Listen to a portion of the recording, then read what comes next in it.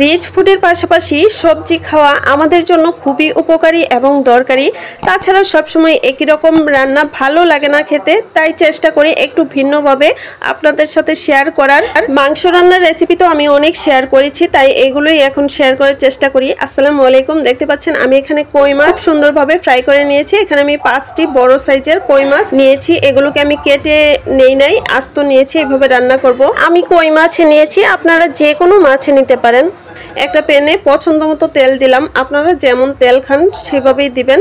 আর দিয়ে দিলাম এখানে পেঁয়াজ, রসুন, আদার পেস্ট। পেঁয়াজের পেস্ট এখানে 3 টেবিল চামচের মতো হবে, রসুনের পেস্ট 1 টেবিল চামচের কম, আদা নিয়েছি 1/2 টেবিল চামচের মতো। এখানে যেহেতু কুচি করা পেঁয়াজ আমি ব্যবহার করব না, তো এই মশলাতেই রান্না করব। একটু ব্রাউন কালার যখন মশলাগুলো হয়ে গিয়েছে, আমি এখানে পেঁপে এবং 2টো আলু দিয়েছি। আলু বাসায় সবাই পছন্দ করে, সেজন্য আলু দিয়েছি, আপনারা চাইলে স্কিপ করতে পারেন। আর কিভাবে কেটে নিয়েছি দেখেই বুঝতে পারছেন। আলু এবং পেঁপে একই রকম ভাবে কেটে নিলাম, কিছুটা লবণ দিয়ে, মানে যতটুকু লবণ লাগবে আমি একবারেই দিয়ে থাকি। তো এখানে 4 থেকে 5 মিনিটের মতো একটু সময় নিয়ে আমি খুব ভালোভাবে সবজিগুলোকে ফ্রাই করে নিয়েছি, এতে কিন্তু টেস্টটা অনেক ভালো আসে।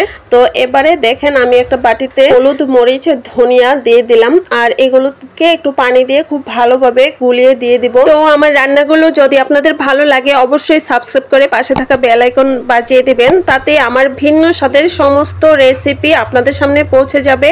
যারা ফেসবুক, টিকটক, ইনস্টাগ্রাম থেকে দেখছেন তারাও প্লিজ ফলো দিয়ে পাশে থাকবেন। মশলার বাটিটাতে একটু পানি ধুয়ে দিব, আর এই পানিতেই কিন্তু সবজিগুলো একদমই সেদ্ধ হয়ে যাবে। এবারে আরও কিছুক্ষণ 2 থেকে 3 মিনিটের মতো নেড়ে চেড়ে দিচ্ছি, তারপরে ঢাকনা দিয়ে দিব।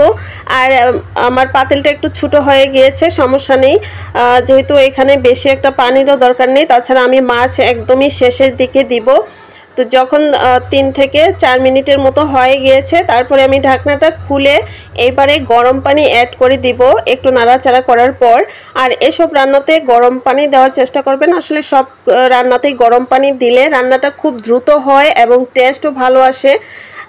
আমার কাছে তাই মনে হয়, কারণ আমি এইভাবেই রান্না করে থাকি। আর ভিডিওতে অবশ্যই প্লিজ একটা লাইক করে দিবেন, আপনার একটা লাইকে আমি উৎসাহ পাবো আরও নতুন নতুন মজাদার এবং ভিন্ন স্বাদের রেসিপিগুলো আপনাদের সাথে শেয়ার করার জন্য। তো পানি দেওয়ার পরে দেখেন দেওয়ার সাথে সাথে বলক চলে আসছে, যেহেতু পানিটাও বলক ওঠানো। তো এবারে খুব ভালোভাবে একটু নেড়ে চেড়ে দিয়ে ঢাকনা দিয়ে জাস্ট আমি 3 মিনিটের মতো রান্না করেছি, তারপরে মাছগুলো দিয়ে দিচ্ছি একদম শেষের দিকে।